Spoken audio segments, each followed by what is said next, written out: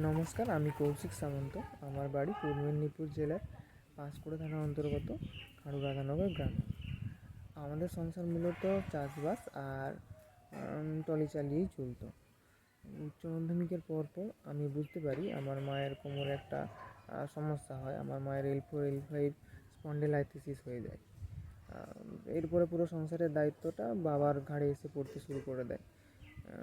কলেজে পড়ার সময় পড়াশোনাটা চালানোটাও অনেকটা কঠিন হয়ে যায়। সেই জন্য আমার এরকম অবস্থার কথা শুনে আমার এক বন্ধু আমাকে এই মাই চিলড্রেন ফাউন্ডেশনের সাথে যুক্ত করিয়ে দেয়। এরপর মানে পড়াশোনার সমস্ত খরচ আমি এখান থেকেই পেতে থাকি।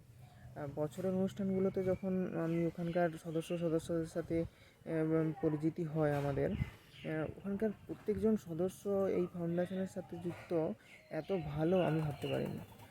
ওনারা আমাদের সত্যি প্রচুর ভালোবাসেন। আমাদের যেরকম সাহায্য করেন, সেরকম এগিয়ে নিয়ে যাওয়ার জন্য অনেক প্রেরণাও যোগান।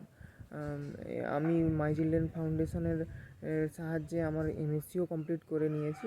এখন আমি বিএডে ভর্তি হয়েছি এবং সাথে সাথে জাতীয় স্তরের পরীক্ষাগুলোর প্রস্তুতি নিচ্ছি।